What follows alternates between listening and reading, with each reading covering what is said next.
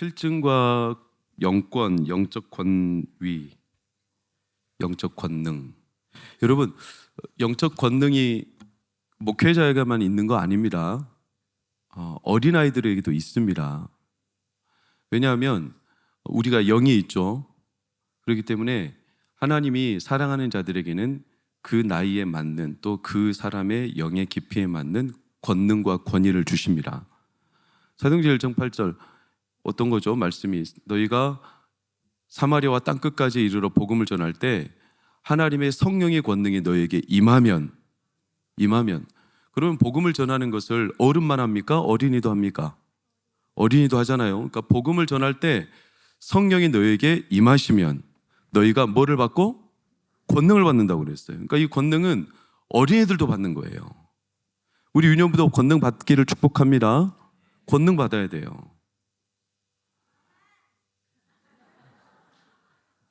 뭘 줄 게 없네. 5만 원만 꿔줘봐요. 5만 원 너무 크다. 유년부한테 5만 원 너무 커요. 1만 원만 줘봐요. 유년부가 5만 원 주면 어린애들이 돈이 너무 헐거워지니까 안 되고, 나와 까불이.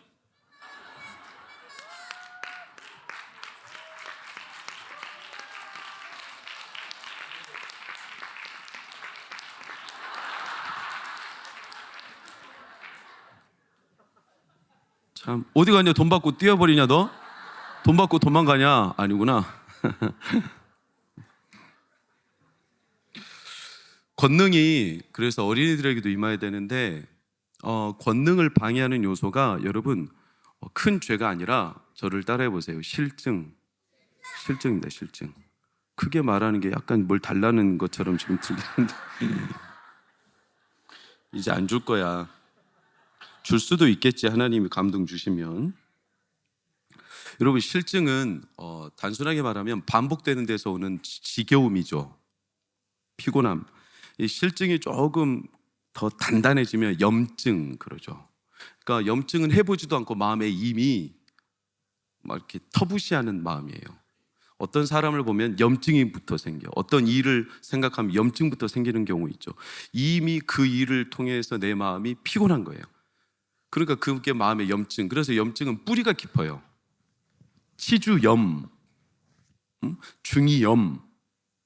저는 중이염에 걸려본 경험이 거의 10년 가까이 있기 때문에 중이염이 얼마나 지독한 병인지 제가 알거든요. 이게 뿌리를 뽑아내는 게 굉장히 어려워요. 그러니까 상처가 오랫동안 방치가 되면 거기에 염증이 생겨요. 염증. 그런데 이 반복되는 데서 오는 염증, 실증, 이 실증이 없는 사람들이 있어. 누굴까요? 실증과 염증이 없는 사람들이 있어. 누굴까요? 나쁜 사람 아니야. 땡. 너 다시 내놔야 될 것 같아. 괜찮아. 누구냐면 어린이가 염증이 없어요. 어린이들이. 왜 그럴까요? 여러분, 손주들에게, 어린이들에게 자녀 양육할 때 경험해 보셨을 거예요. 내 자녀에게 책을 읽어주면 어떤 책을 읽어달라고 하죠? 아니, 내가 질문을 잘못했네. 책 한 권을 읽어주면 또 다른 책을 읽어달라 할까요? 방금 읽은 책을 읽어달라 할까요? 방금 읽은 책. 똑같은 책을 계속 읽어달라 하는 거 아십니까? 어린이들이. 이걸 독서 편식이라고 하거든요. 어린이들이 계속 똑같은 걸 또 해줘, 또 해줘, 또 해줘. 그러면 어른들이 이게 좀 지겹습니다. 근데 사실 어린이들이 내 자녀를 걱정해요. 그래서 부모들이 왜 똑같은 것만 계속 이렇게 읽을까? 좀 다양한 책을 읽으면 똑똑해질 텐데 이렇게 생각하지만 어린이들은 그게 아니에요. 이게 독서 편식이 나쁜 게 아니라 어린이들은 읽을 때마다 계속 새로운 걸 발견해요.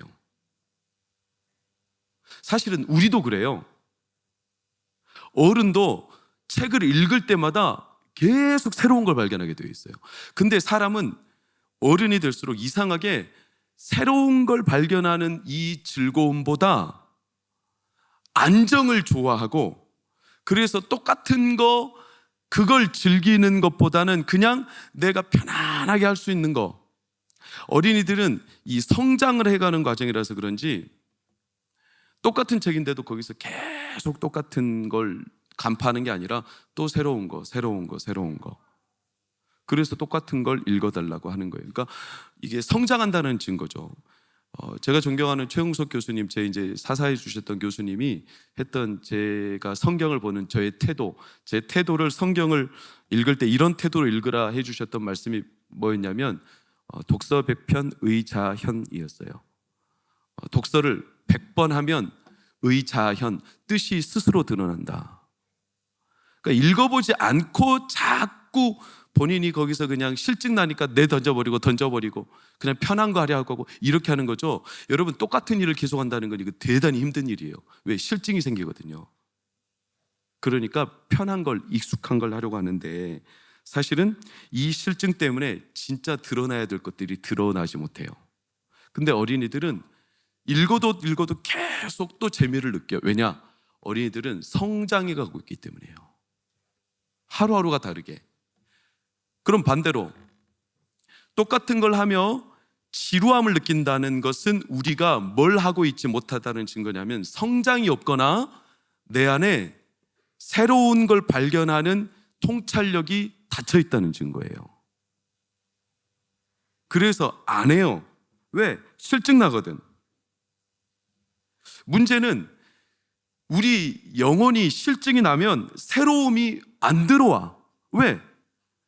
그걸 계속 내가 새롭게 받아들일 수 있는 마음의 창문이 없으니까, 실증 때문에 창문이 닫혀서 새로운 공기가 순환이 안 돼, 내 영혼이. 그게 영혼에도 일어나요. 그럼 우리 영혼이 어떻게 되냐? 당연히 닫히죠. 딱 닫혀요. 그러니까 하나님의 영혼이, 하나님의 영적인 이 권위가 못 들어와요. 그러니까 권능의 가장 큰 방해물은 실증이에요. 실증. 실증. 유대인들이 성경을 맡은 자들입니다. 로마서 3장에 유대인들의 나음이 무엇이냐? 성경을 맡았다. 그런데 그들은 그렇게 복되고 유익한 자리에 있는데도 예수님을 못 받아들여. 왜냐? 실증 때문이었어요. 오늘 4장이 그걸 딱 보여줘요. 1, 2절을 보면 사도들이 백성에게 말할 때 이 유대인들 중에 지도자들이 와서 예수님에 대한 모든 것을 가르치고 전하는 것을 어때요? 싫어했다. 실증, 싫어했다는 거예요. 이거는 왜 싫어했을까? 그냥 싫은 거예요. 들어보지도 않아요. 그러니까 요한복음 9장에 남에서부터 소경된 자가 자기는 이상하다는 거예요. 분명히 자기 눈을 뜨게 해준 이 사람이 메시아라는 거죠. 근데 당신들은 왜 이 사람을 들어보지도 않고 무조건 싫어하냐? 나는 그게 더 이상하다. 아니, 눈을 떠주게 했는데 이런 일을 들어본 적이 있냐? 이런 일이 역사적으로 있었냐? 이렇게 말하니까 유대 지도자들이 그 소경된 자한테 뭐라고 말하냐면, 네가 감히 저주 가운데 태어나서 우리를 가르치냐? 쉽게 말하면 넌 저기 찌그러져 있어라. 네가 뭔데 우리를 가르치려고 하냐? 이렇게 해가지고 귀와 눈을 닫아버려요. 그러면서 3절을 보면 이 전하는 제자들을 잡아다가 가둬버려. 그냥 냅둬도 되잖아요. 본인들의 주장대로라면 이 사람들은 아무것도 아니라고, 이 사람들은 무시하는 사람들이에요. 그러니까 유대 지도자들이 제자들을 무시하고 있어요. 그럼 냅둬버리면 되죠? 아니, 무시하면서 왜 굳이 잡아다가 쳐넣어? 그냥 냅둬도 아무 영향력도 없는 사람들을. 근데 왜 잡아다 가두냐면 4절에 보니까 말씀을 들은 사람 중에 믿는 자가, 남자의 수가 몇 명? 5,000명이에요. 이게 그 이제 팬덤 정치라고 요즘에는 흔히 말하죠. 그러니까 이제 사람들로부터 인기를 얻고 호응을 얻는 이런 패권을 장악하던 이 사람들의 입장에서는 남자만 5,000명이면 여자와 어린아이 포함하면 이게 수만 명이 일시적으로 막 그 말씀을 듣는 겁니다. 그 권능을. 그러니까 이 사람들이 그것을 견디지 못하는 거예요. 자기들을 따르던 무리들이 다 뺏긴다. 그러니 이 사람들이 심각한 거죠. 그런데 진짜 심각한 건 뭐냐면 이 사람들이 이렇게 하면 할수록 자신들에게 있는 진짜 권위가 없다는 것이 드러날 수밖에 없게 된다는 겁니다. 5절 6절을 보니까 오늘 성경 말씀 그대로 와볼까요? 관리들과 장로들, 서기관들, 대제사장 안나스, 가야바, 요한, 알렉산더, 대제사장의 문중이 다 모였어요. 내노라는 기라성 같은 권위를, 나름 권위를 갖고 있다고 말하는 사람들이 싹 다 모였어요. 근데 이 사람들은 권위가 없는 사람들이에요. 실제적으로 영적인 권능이. 그러니까 모여봤자 아무 소용이 없어요. 모이면 모일수록 예수님을 전하는 사람들을 잡아다가 억어하면 억어할수록 더 자기들 밑바닥이 드러날 수밖에 없는 아주 모양새 빠지는 상황인 거예요. 이들이 물어 7절을 보니까 빨간색 시작. 무슨 권세와 누구의 이름으로 너희가 이렇게 하느냐? 이 사람들이 물은 거에 진짜 답이 있어요. 여러분, 권위는요, 권세와 권능은요, 무슨 권세, 누구 이름, 누구에게서 출발했느냐가 중요한 거예요. 자기들이 이미 물었어. 너희들이 무슨 권세와 누구의 이름으로 이렇게 행하느냐? 라고 하는데 답이 있어. 다시 말하면요, 그 사람들은 사람으로부터 얻은 권세요. 사람들을 윽박질러서 사람들의 팬덤 정치로 얻은 권세라 사람들로부터 이들이 인정을 못 받으면 그들의 권위는 어떻게 되죠? 날아가 버리는 거예요. 그러니까 이게 가짜 권위인 거예요. 우리가 갖고 있는 권위와 권세와 권능이 누구로부터 비롯된 거냐? 겉으로는 멀쩡한데 속에는 아무것도 없어. 아무것도 없으니까 이게 들킬까 봐 더 꼭꼭 감춰.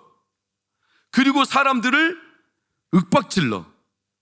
껍질은 단단한데 속에는 물러 터졌어. 가진 게 아무것도 없어요. 이거를 일종의 갑각류라고 그래요. 갑각류. 개, 가재 이런 것들 보세요. 겉은 껍질이 단단한데 속은 말랑말랑하니 아무 권위도 권세도 없어. 크리스찬 가운데, 기독교인 가운데 목회자들도 포함해서 진짜 사람들 앞에서는 뭔가 있어 보이는데 속으로는 아무것도 없는 사람들이 있어요. 왜? 그 사람들은 자신들의 진짜 권위의 출처가 하나님께로부터 온 게 아니라서 그래요. 지난 5월에 이혜진 목사님이 부흥에 오셨을 때 그 미래학자 레너드 스윗인지 누군지 모르겠는데 그 사람이 교회가 4M으로 점점 발전하거나 추락하거나 그런다. 그래서 4M이 뭐냐면 첫 번째 M이 미션이에요. 미션. 하나님의 복음을 증거하는 데서 권능이 주어지고, 그래서 이 복음을 전하기 위해서 교회가 미니스트리, 사역을, 그래서 뭐 선교위원회, 뭐 봉사위원 이런 식으로 사역을 꾸려 미니스트리. 그리고 세 번째가 이 미니스트리가 막 활발하게 막 일어나서 가야 되는데 교회가 점점 그 권능에 힘입어서 사람이 많아지고, 그래서 사람들이 많아지니까 점점 우리가 이제 우리가 뭔가 제법 하고 있구나 이렇게 자기 스스로 착각을 하게 돼요.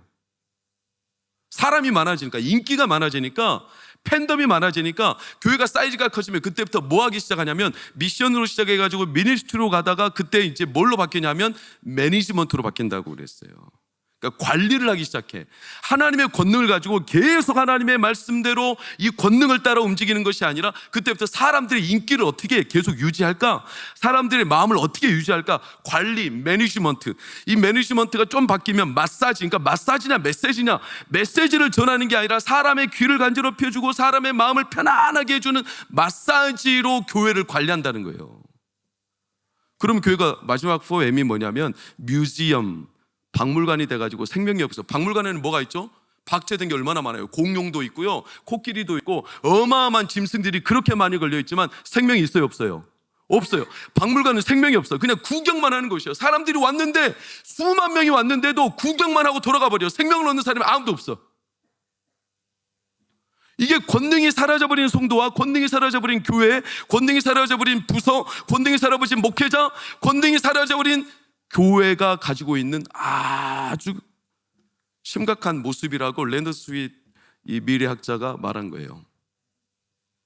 그 권능이 사람들에게서 권능이 자꾸 힘을 입다 보니까 그렇게 점점 사람들에게 맞춰서 바뀌어간다는 거예요. 예수님 시대도 마찬가지예요. 그런 대표적인 신앙의 장소가 어딨냐? 저를 따라해 보세요.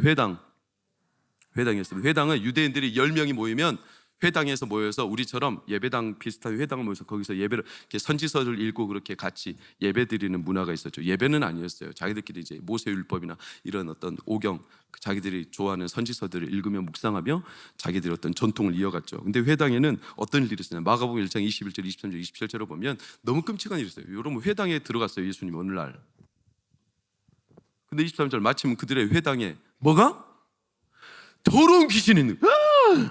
아니, 회당에, 아니 사당이나 어디 법당이나 우상을 숭배하는 어떤 귀신의 신전, 이런 데 귀신이 있다면 우리가 이해를 하죠. 아니, 하나님의 말씀을 읽는 회당에 귀신이 있다는 거예요. 얼마나 권위가 없으면, 얼마나 말씀이 이렇게 귀로만 들리고 죽어 있으면, 회당에 버젓이 귀신 들린 사람이 같이 있는데도 귀신이 안 나가.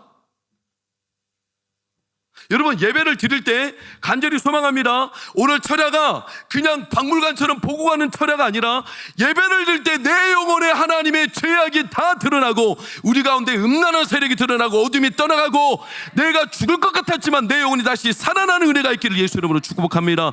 우리 유년부가 하나님의 성령을 받기를 축원합니다. 여러분, 어린이들에도 권능이 많다니까요.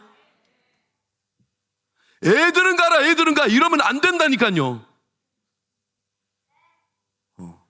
애들을 자꾸 애들 취급하니까 어린이가 어린이 되는 거예요. 어린이가 뭐 그렇지, 예배를 똑바로 드리겠어. 안 그래, 예배 똑바로 드려, 차렷, 그리고 딱 하고. 그렇지, 아직 앉아하고 있어서 고마워.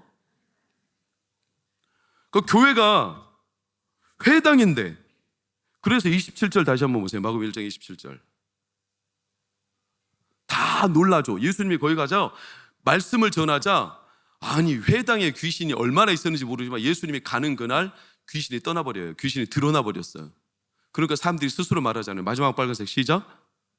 권위 있는 새 교훈 이러잖아요. 권위 있는 새 교훈. 그럼 지금까지 그들 안에 있었던 권위자들은 권위가 있었다 없었다? 없었다는 뜻이잖아요. 권위가 지금 없었어. 아니, 거기에 랍비들이 있어요. 근데 권위가 없었다는 뜻이에요. 왜? 자기들 걸로 꽉 막혔어. 실증, 영혼이 막혀 있어요. 새로운 것이 들어오지 못해. 세례 요한이 왔을 때는 세례 요한이 메뚜기 먹고 석청, 그러니까 벌꿀 이런 거 먹고 산다고 저놈은 고행하는 놈이라고 그렇게 터부시하고, 예수님이 오시자 또 이제 반대로 예수님에 대해서는 이렇게 죄인들하고 같이 먹고 마시는 탐하는 사람이라고 또 욕하고. 그러니까 세례 요한이 와도 가로막혀서 못 들어가고 예수님이 와도 가로막혀서 그러니까 장단을 맞출 수가 없는 거. 이 사람들은 딱 꽉 막혀가지고 예수님이 이렇게 비유를 들었어요. 아니, 피리를 불어도 춤을 안 추고 곡해도 울지 않고. 여러분, 하늘로부터 오는 권위가 막혔어요. 자기들의 실증. 그러니까 하늘로부터 오는 권위가 없어요. 새로움이 없어요. 그러니까 어떻게 되냐면 사람들로부터 얻는 권위가 그들에게는 최선인 거죠. 사람들이 인기를 얻는 거. 여러분, 사람은 자기가 두려워하는 그 대상 이상의 권위를 가질 수가 없습니다. 다시 한번 말씀드려요. 사람은 자기가 두려워하는 대상 그 이상의 권위와 권능을 가질 수 없습니다. 무슨 말이냐? 여러분, 사람이 무서워요? 사람이 무서우면 하나님의 권능이 여러분에게 임하지 않습니다. 여러분, 돈이 무서워요? 돈 이상의 권위가 여러분에게 임하지 않습니다. 가장 무서워하는 그 대상까지만입니다. 그 이상의 권위는 없어요. 그러니까 여러분이 무서워하는 것이 뭐냐를 따져보면 그게 여러분이 인정하는 권위입니다. 여러분, 뭘 무서워하는지. 영권을 잃으면, 성도가, 목회자가 영권을 잃으면 나타나는 특징이 있는데 저를 따라해 보세요. 공갈협박. 사람이 영권을 잃으면 그때부터 공갈협박이라는 특징이 나타나요. 위협을 해요. 위협, 협박. 두고 보자. 뭘 두고 봐, 지금 보지. 왜 자꾸 두고 보려고 하는 거예요? 여러분, 이 제자들에 대해서 이 지도자들이 아무것도 못하니까 17절을 보세요. 민간에 퍼지지 못하게 그들은 뭐 했다? 위협, 협박했다는 거예요. 이게 공갈협박. 아무것도 못하니까 21절 다시 한번 기록됐어요. 21절 보실까요? 어떻게 처벌할 방법을 이들이 몰라. 자기들이 어떻게 해야 될지를 몰라. 그러니까 자기들도 두려운 거예요. 그러니까 뭐 하는 수밖에 없어? 협박할 수밖에 없어. 이게 최선인 거예요. 그러니까 그 사람들은 사람에게서부터 온 권위라 그냥 협박하는 거 외에는 할 수 있는 게 없어요. 여러분, 지금 김정은이가 뭐 전쟁을 불사하겠대. 원래 무서운 놈들이 소리치는 법입니다. 겁먹을 거 하나도 없어요. 어느 날 호랑이가 이렇게 가는데, 봐봐 얘들아, 호랑이가 세, 곰이 세? 곰이 세, 호랑이가 세? 곰이 세, 호랑이가 세? 이렇게 해요. 아이들은 순수해. 호랑이가 어슬렁 가는데 곰이 저기서 호랑이를 만났어. 곰이 윽! 그리고 지가 갑자기, 호랑이는 그냥 가만히 있거든. 이렇게 지가 갑자기 이렇게 일어서 이렇게 막 일어서 어마어마하게. 근데 호랑이가 아무렇지도 않고 막 걸어가 앞으로. 그 곰이 이렇게 얼른 도망가 버리더라고. 곰이 지가 무서우니까 우사. 곰은 아무리 쪽을 쓰려 해도 호랑이 못 이겨요. 무서우니까 지가 그렇게 막. 여러분, 코브라 잡는 베트남의 이 땅꾼들을 제가 보니까요, 코브라가요 맹독을 갖고 무섭죠. 근데 코브라도요 지도 무서우니까요 나중에 사람이 딱 자기를 쫓아오면 어떻게 하죠? 고개를 그렇게 소리를 질러대. 딱 이걸 펼쳐가지고요. 그게 위협하는 거예요. 위협. 자기가 할 수 있는 최선이 그건 거예요. 여러분, 이 공갈 협박, 권위가 없으니까. 근데 놀라운 건 성도가 이 공갈 협박에 먹힌다는 거예요. 생각보다 이게 먹혀. 베드로가, 계집종이 너도 그 도당이지, 너도 예수님을 따랐지, 알아보고 협박하자 베드로가 예수님을 부인하고 주랭랑을 쳐버려요. 엘리야가, 이세벨이 엘리야한테 너도 내일 저 바알 아세라 제사장들처럼 똑같이 될 거다, 으름장을 놓자 엘리야가 언제 그랬냐는 듯이 주랭랑을 쳐버려요. 여러분, 백소령 사건이라고 아세요? 화성인가 화천인가 1997년에 이렇게 생긴 분이거든요, 아저씨가. 근데 느닷없이 군복을 입고 중령 계급장을 받고 초소에 들어왔어. 소초에. 제가 소초장 출신이라 잘 알아요. 소초는 이제 경계근무를 하는데 소초에는 항상 실탄을 들고 다녀요. 경계근무니까. 그랬더니 자기는 상급 사단에서 왔다는 거예요. 자기가 이렇게 근데 상급에서 보통 경계 이렇게 올 때 다 보고가 오거든요. 뒤로, 뒷선으로. 근데 아무 보고나 연락도 없이 그냥 온 거예요. 자기가 상급 부대에서 경계 잘하나, 자기가 이렇게 쉽게 말하면 살펴보려고 왔다. 그러니까 내가 한번 쭉 해양 경계선을 따라서 내가 한번 돌 테니까 나에게 총기랑 실탄이랑 수류탄을 달라. 그랬더니 그 당시 소초장이었던 남정훈 소위가 이 사람한테 아무것도 묻지 않고 관등성명 출신, 그냥 당연히 군복 입고 있고, 그리고 모든 군부부대에 대한 이런 걸 잘 알고 있어요. 빠삭해. 그리고 심지어 그 부대의 행정보급관 이름까지 알고 있어. 그러니까 소총 K2 한 장하고 실탄 30발, 그러니까 15발짜리 찬탕 2개하고 수류탄 2발을 내줬어. 그리고 이 사람이 소초를 돈다고 갔어. 근데 2시간 동안 안 돌아. 그래서 남정훈 소위가 중대장한테 보고했어. 중대장이 사단에 연락을 받았어. 이 백소령이라는 사람은 보낸 적도 없고, 더 놀라운 건 사단에 백소령이라는 사람이 없어. 1997년이 실제로. 그래서 지금까지 안 잡혔어요. 미제 사건이요. 어디 있는지 몰라. 아까 몽타주 보고 보신 분들은 연락 주세요. 어디 있는지 몰라. 그래서 남정훈 소위는 잘렸어. 뭐 하는 짓이냐 이거예요. 아니, 아무리 상급 부대가 와도 알아봐야지. 그러니까 자기가 권위가 뚜렷하지 않으니까 그냥 대충 알아보는 거예요. 여러분, 개그맨 장동민이라고 아시죠? 장동민 아버지가 어느 날 고급 승용차를 타고 위병소에 들어갔는데 위병소가 어디서 오셨습니까? 너 이때 선글라스 딱 끼고 약간 전두환 비슷하게 생기지 않았습니까? 문 열어! 그랬더니 사복 입고 위에서 오신 분인 줄 알고 문을 열어버렸어. 그러니까 두 번째 초병 초소에서도 어디서 오셨습니까? 에이, 이 아버지가 얼마나 대담한 사람이냐면 초소에서도 이미 열어줘. 야, 뒤에서 괜히 열어줬겠냐? 그랬더니 2초소 열어줘, 3초소 열어줘. 그랬더니 저기에서 마지막 부대에서 대대장님이 막 불이 나게 튀어오더니 충성 경례 때리고 자기 자리를 빌려줘. 그래가지고 장동민 아버지가 그 자리에 앉아서 대대장한테 막 훈시도 하고, 야, 대대장이면 중령이에요, 중령. 너도 군생활 잘 힘들겠다.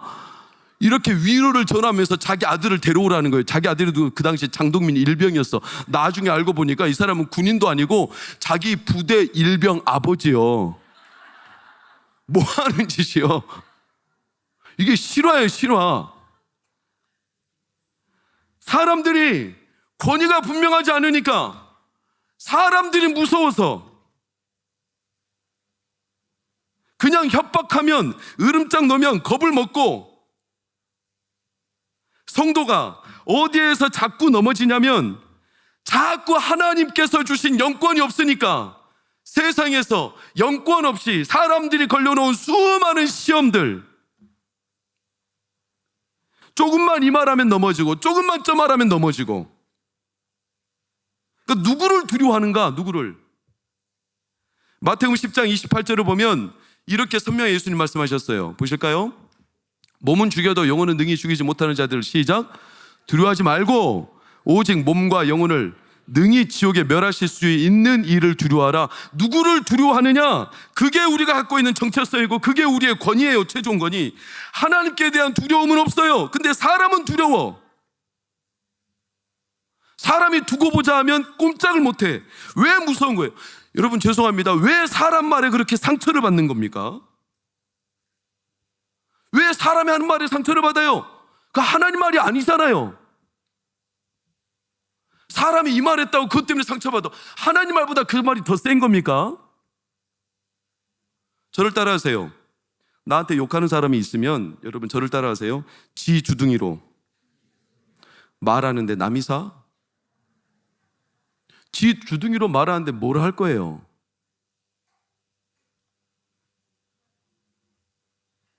우리는 영권이 자꾸 무너져. 더 나아가서 여러분 반대로 생각해 볼까요? 하나님이 들으시는 줄 모르고 자꾸 막말을 해. 험담을 해. 뒷담화를 해. 욕을 해. 저게 뭐냐고, 꼬락서니가. 좀 못 입고 다니고 조금 얼굴이 자유롭게 생기고 그러면 뒤에서 이 말 저 말 다 해. 여러분, 그 말을 할 때 그 말을 누가 듣고 있어요? 하나님이 듣고 계셔요. 하나님이 무섭습니까? 그럼 함부로 말하면 안 됩니다. 아무나 함부로 말, 아니 하나님이 무서운 줄 알아야죠. 근데 일구이연에 여러분 성경 예수님 그랬어요. 너희가 귀신도 쫓아내고 선지자 노릇한다고 그래서 선지자 노릇. 선지자 노릇이라는 게 뭡니까? 예언을 한다는 뜻이잖아요. 정확하게 말한다는 거잖아요. 선지자처럼. 그런데도 예수님 말씀하셨어. 너희가 선지자 노릇을 할지라도 내가 너희를 모른다. 불법을 행하는 자들아 나에게서 떠나가라. 불법이 뭔데요, 여러분? 하나님에게 있어서 진짜 법은 사랑의 법 외에는 없어요. 그런데 함부로 말해. 그러니까 불법, 하나님이 두렵지 않고 막 사람들이 하나님이 듣고 있다는 사실에 대해서 두려움이 없는 거죠. 그래서 어린이라고 함부로 말해버리고. 여러분, 아무리 교회 지도자나 교회 당회원들이나 교회 앞서선 리더들, 인도자들, 교사들, 부서장들이 못해도 뒤에서 뒷담화 하시면 안 돼요. 왠지 아세요? 그분들은 하나님이 영권으로 세우신 분들이에요. 장로님들, 하나님이 세우셨어요. 사람이 세운 게 아니에요. 함부로 하시면 안 돼요. 왜? 하나님이 세우셨다니까요. 잘하든 못하든. 강영욱 씨, 개통령 강영욱 씨가 걔가 입질을 자꾸 해가지고 주인까지도 막 물면, 자, 저 아래 푸른색 글씨 읽어봐요. 시작. 크게 읽으세요. 시작. 이런 개들은 발로 차도 된다고 그랬어. 주인을 물어 감히 짓궂게 입질을 막 해. 뭐가 무서운지 몰라. 주인 행세를 하는 거예요. 걔가 주인이 무서운지를 몰라니까 막 입질을 하죠. 강영욱 씨가 이런 개는 발로 차야 된다고 그랬어요. 정확히 알려줘야 된다는 거예요. 하나님 앞에 우리가 입질을 해요? 이건 권위가 없는 사람, 그래서 권위가 뭔지를 모르는 사람.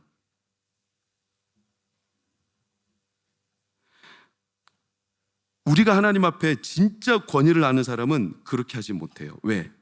두려움의 대상이 누군지를 알기 때문에. 사람은 두려움의 대상이 될 수 없어요. 더 나아가 사람은 자기가 두려워하는 대상의 이상을 넘어갈 수 없어요. 항상 그 수준 안에 머물게 되어 있어요.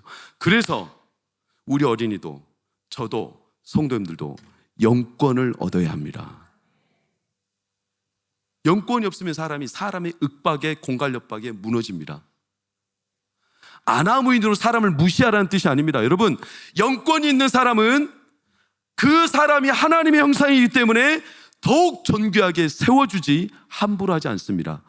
사람을 함부로 하는 사람은 영권을 모르기 때문에 그렇습니다. 이 사도행전의 당대 현인이었던 가말리엘이 뭐라고 합니까? 사도행전 5장 35절 39절을 보세요. 말하되 이스라엘 사람들아 너희가 이 사람들에 대하여 어떻게 하는지 조심하라. 가말리엘은요 예수님을 안 믿는 사람이에요. 제자들하고도 별로 안 친해. 그러니까 이 가말리엘도 제자들이 눈꼴시러워. 그러나 가말리엘은 현인이에요. 현인. 조심하라. 이전에 드다라는 사람이 일어나서 막 자기가 권위 있다고 막 일어났는데 그 권위가 가짜니까 나중에 흩어져 없어져 버린다는 거예요. 그 이후에도 갈릴리의 유다라는 사람이 막 자기가 권위가 있다고 일어났는데 그도 어떻게 했다? 사람들이 가짜니까 흩어져 버린다는 거예요. 중요한 거 38절을 보면 이제 내가 너에게 말하노니 이 사람들을 상관하지 말고 어떻게 하라? 상관하지 마. 버려둬라. 왜? 만약에 이 제자들이 전하는 예수 그리스도가 이 사상과 이 소행이 사람으로부터 난 권위라면 어떻게 될 거다? 무너질 거다. 너희들이 안 손대도 무너질 거다. 그러나 만약에 하나님께로부터 난 거라면 너희가 무너뜨릴 수도 없고 도리어 하나님을 어떻게 한다? 대적한다는 거예요. 예수님을 안 믿는 현인도 알아. 현인. 그러니 우리가 하나님의 영권, 이 영권을 소유하지 못하고 늘 사람들이 두렵고 세상이 두렵다면 여러분 오늘 밤이 우리에게 주신 기회라고 믿고 우리 안에 실증을 다 하나님이 걷어내시고 새로운 은혜와 하나님의 영권이 주어지기를 축원합니다. 그러면 이 위협 속에 베드로는 어땠을까요? 베드로는 완전 딴판. 베드로는 전에는 소녀의 말에도 무서워서 막 도망가지 않습니까? 벌벌 떨면서. 근데 지금 어떻게 하는지 보세요. 7절에서 9절을 보면 그 베드로와 제자들을 향해서 막 네가 무슨 권세와 누구 이름으로 뭐하냐. 8절을 보니까 베드로가 성령이 충만했어요. 그래서 만약에 너희가 이 사건에 대해서 질문한다면 이 사건이 뭐냐면 성전 미문에 앉아있던 안진뱅이를 예수님, 베드로와 요한이 예수 이름으로 내가 명하노니 일어나 걸으라. 이 사건에 대해서 너희가 질문한다면 그러면서 당당하게 말하는 거예요. 하나도 베드로가 기죽지 않고 두려워하지 않고. 그럼 베드로가 지금 기고만장해진 거냐? 아니에요. 그가 진짜 권위를 경험하기 시작한 거예요. 사람이 두렵지 않아. 그 사람들이 의아해요. 13절을 보세요. 이들이 의아하죠. 그들이 시작. 베드로와 요한이 담대하게 말함을 보고 그들을 본래 아무리 생각해봐도 베드로와 요한은 전에는 진짜 찌질했어. 그들은 아무것도 아니었어요. 근데 이들이 뭐가 바뀌었길래 이렇게 담대해진 거야? 왜 이렇게 당당해진 거야? 왜 이렇게 당차진 거야? 본래 학문이 없는 사람들인데 맞죠? 이들이 뭘 배워서 당당해진 게 아니에요. 학력이 뛰어나서 그런 게 아니에요. 우리 자녀들이 세상에서 영권으로 사는 것은 학력이 좋아지고 환경이 좋아져서 영권이 생기는 게 아니라 하나님을 만나고 하나님의 영권을 부어주시고 성령이 경험되면 이들이 세상을 당당하게 사는 겁니다. 그걸 경험한 거죠. 10절을 보세요. 베드로가 뭐라고 합니까? 너희와 모든 이스라엘 백성들은 알아라. 마지막 빨간색 시작. 나사렛 예수 그리스도 이름으로 이 사람이 건강하게 되어 너희 앞에 섰느니라. 이 사람에 대해서 너희가 묻는다면 나는 이렇게 대답하겠다. 너희들이 그렇게 내 입을 막고 우리의 입을 단속하려는 그 예수 그리스도의 권능으로 이 사람이 일어났다. 딱 하나예요. 상황 아니에요. 직위 아니에요. 환경 아니에요. 재물 아니에요. 조건 아니에요. 그 사람의 갑자기 어떤 능력이 생긴 거 아니에요. 딱 한 가지. 예수님이 주시는 권위. 전에는 그 권위가 없었어요. 그러니까 베드로가 사람이 두려워서 사람을 부인하고 하나님을 따라야 되는데 누구를 부인해버려요? 예수님을 부인해버려. 사람이 두려우니까 예수님을 부인해버려. 그러니까 베드로의 수준은 딱 그 수준에서 머물러. 그런데 지금은 베드로가 바뀌었어. 사람을 부인하고 누구를 부인하지 않아요? 예수님을 부인하지 않아요. 하나님을 두려워해. 하나님을 인정해. 그 권위를 인정해. 이거는 소위 세상에 있는 조건으로 되는 게 아니에요. 딱 한 가지. 예수 그리스도가 주시는 권위와 권능을 베드로가 경험한 거예요. 그래서 11절 12절을 보세요. 뭐라고 말합니까? 이 예수는 너희 건축자들의 버린 돌로서 너희는 버렸지만 그 예수 그리스도가 머릿돌이 되었고 12절 마지막 빨간색 시작. 다른 이름을 우리에게 주신 일이 없음이니라. 아멘. 그 이름의 능력입니다. 너무 당연한 이야기 같지만 사랑하는 여러분, 이 자리에는 성도는 딱 두 부류입니다. 하나님의 권능을 경험한 자와 하나님의 권능을 경험하지 못한 자. 그래서 세상이 두려운 자와 세상이 아무리 두려워도 하나님이 더 두려워 그분 앞에 붙들려 사는 자. 여러분, 베드로는 이 똑같은 상황에서 신변이 바뀐 게 아니고 조건이 바뀐 거 아니고 그저 똑같은 어부고 똑같이 그 사람들은 무시하는 찌질한 못 배운 사람에 불과한데도 베드로는 예수 그리스도의 권능을 깨닫고 경험한 거예요. 항상 하나님은 그렇게 우리를 붙드시고 이끌어 가십니다. 사랑하는 여러분, 그게 딴 자리에 가서 이루어지는 게 아니라 오늘 이 자리에서 일어나는 겁니다. 같은 자리, 내가 무너졌던 자리. 예수님은 그러세요. 네 자리를 들고 일어나 가라. 항상 그 자리예요. 여러분, 내가 실패해서 딴 데 가서 성공할 생각하지 마세요. 내가 무너졌는데 딴 데 가서 다시 일어날 거라고 생각하지 마세요. 내가 상처받았는데 딴 사람한테 위로받을 거라고 생각하지 마세요. 상처받고 무너지고 깨진 그 자리에서 하나님은 다시 권위를 주시고 권능을 주시고 일으키시지, 네 자리를 들고 일어나가라 하시지. 딴 데 가서, 이 교회에서 상처받고 딴 데 가면 그 교회에서 상처 없을 것 같습니까? 저 사람에게 상처받았는데 딴 사람에게 상처 안 받을 것 같습니까? 한 번 받은 상처, 한 번 사람이 두렵고 한 번 사람에게서 시험 들면 그 자리에서 해결이 안 된 이상 똑같이 시험은 옵니다. 그러니 그 자리를 들고 일어나 걸어가게 하시는 하나님을 봐야죠. 그래서 4M 미션으로 시작했고 미니스트리, 그 다음에 많아지고 팬덤 인기가 급상승하니까 사람들의 관리를 하면서 사람들에게서 얻은 권위 가지고 교회가 점점 추락해서 나중에는 뮤지엄이 되는 이 과도기에서 하나님의 교회를 새롭게 하실 때 어떻게 하냐. 이혜진 목사님 마지막 M을 별도로 말씀해 주셨어요. 그 M이 뭘까요?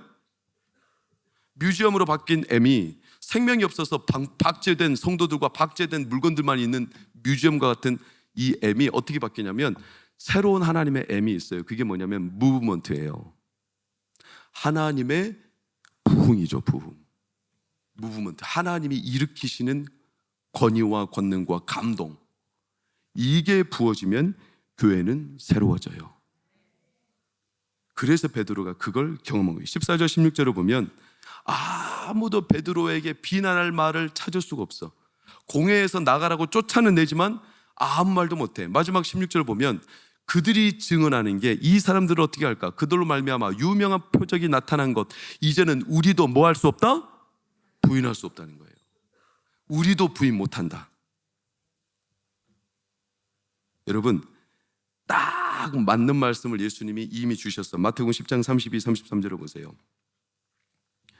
다 같이 읽어봅시다. 시작. 누구든지 사람 앞에서 나를 시인하면 나도 하늘에 계신 내 아버지 앞에서 그를 시인할 것이요, 누구든지 사람 앞에서 나를 부인하면 나도 하늘에 계신 내 아버지 앞에서 그를 부인하리라. 만약에 사람이 두려워서 사람 앞에서 나를 부인하면 나도 그를 부인할 거다. 그러나 사람 앞에서 나를 시인한다면 나도 그를 시인할 거다. 누가 두려운가? 교회가, 성도가 누구의 이름을 높이고 누구 이름으로 하나님의 권위가 드러나는가? 오늘 저는 동광교회가 1월 둘째 주 철야를 드리며 이 자리에 참석한 우리 유년부 어린이들도 어른들도 이 권위와 권능이 회복되기를 축복합니다. 여러분, 누구를 두려워합니까? 아멘. 하나님. 하나님의 영광. 그래서 하나님을 부인하면 사람 수준에 머물고, 사람을 부인하고 하나님을 시인하면 하나님의 수준으로 하나님이 드러내세요. 그래서 9절에 착한 일을 통해 하나님이 영광을 받으세요. 이 착한 일은 뭐냐? 남들이 볼 때 착한 일이 아니에요. 하나님 보실 때 빛, 소금, 사람들이 뭐라 하든지 간에, 그래서 그 빛과 소금으로 살아가는 자들을 통해 하나님의 권위를 드러내시고 하나님의 이름이 영광 받으십니다. 우리 보길도 보현사원 목사님이 어제 사진을 한 장 보내줬어요. 사진 한번 볼까요? 표창장이에요. 표창장 내용이 뭐냐면 그냥 그런 거예요. 이 기관 동광교회에게 표창을 줬어. 보길도 동광교회. 동광교회가 이 보길도 지역을 안전하고 사람들을 굉장히 선도하며 이 지역사회의 행정과 또한 이 지역사회의 위험한 요소들을 다 방어해내고 사람들을 지키고 잘 이끌어줬다. 그래서 법무부 장관이 준 거예요.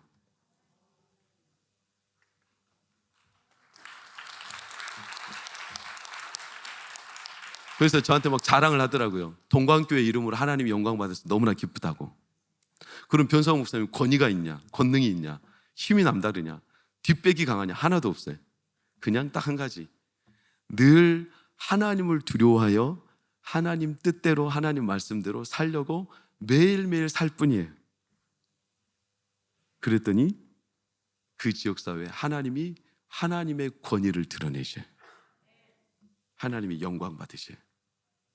오늘도 마찬가지예요. 21절 22절 우리 마지막으로 볼까요? 관리들이 백성들 때문에 그들을 어떻게 처벌할 방법을 찾지 못하고 다시 위협하여 놓아졌으니 이는 모든 사람이 그된 일을 보고 누구에게? 하나님께 영광을 돌려요. 그리고 중요한 것은 이 표적으로 병 나은 사람이 몇 세?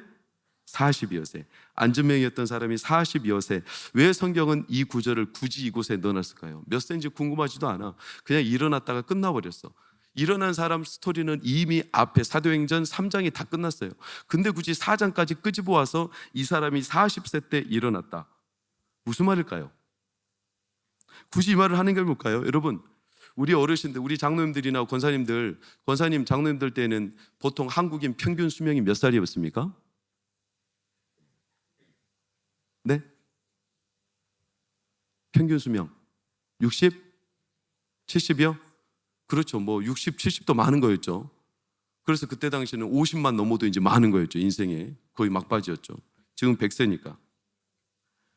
우리 한국도 지금부터 50년 전쯤만 봐도 한 50세면 굉장히 많은, 이제 죽을 날이 가까운 거예요. 딱 필리핀 가보면 비슷해요. 필리핀이 제가 좋아하는 프로그램 가운데 하나가 주부열전인가? 그 외국인 며느리 데려다가 며느리하고 고부열전인가? EBS에서는 그걸 제가 좋아해요. 그걸 보면 필리핀 며느리들이 많이 와요. 근데 필리핀 며느리들을 제가 좋아하는 게 아니라 그 고부간의 이 애틋함을 참 좋아해요. 근데 필리핀에 이 시어머니들이 가서 그 시댁이나 친정 엄마들을 만나는 걸 보면 깜짝 놀라요. 친정 엄마가, 제가 오늘도 그걸 봤는데 몇 살이냐면 44세요. 친정 엄마가. 한국인 시어머니는 65세인가 그런데. 그리고 그렇게 필리핀은 우리나라 지금 뭐 한 70년대, 60년대인데 우리 그때 나이랑 비슷한 거죠. 그래서 지금 그 나라는 40세면 이제 손주를 볼 나이인 거죠. 50세면 이제 죽기 직전이에요. 그래서 그 며느리의 엄마가 54세인가 돌아가셨어요. 그러면 이걸 왜 여러분 40세를 왜 기록해 놨을까요? 40세가 되었더라. 이 사람이 40세라는 것은 지금으로부터 2000년 전이니까 이 사람은 진짜 나이가 많다는 뜻이에요.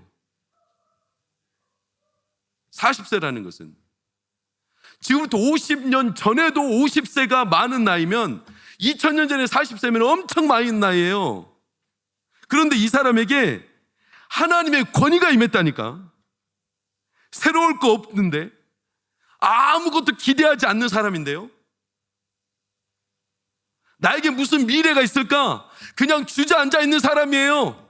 남이 동전 던져주면 그거 받아먹고 세상 한탄하면서 남 욕이나 하면서 권위라고는 그냥 그 동전 몇 푼이 권위인 거예요. 이렇게 살던 사람인데 이 사람한테 하나님이 그날 권위를 입혀주셨는데 일어났어요. 이 사람이 그날도요, 동전 몇 푼 달라고 가느다란 눈빛과 그 가냘픈 목소리로 동전 좀 주시오 이렇게 구걸했던 거예요. 구걸했어요. 그거라도 달라. 내가 그거라도 있으면 살겠다. 체면 하나도 없는 이 40세 된 이 노년에 처한 사람. 그런데 자기가 살아야 되니까 이걸 왜 기록해놨냐?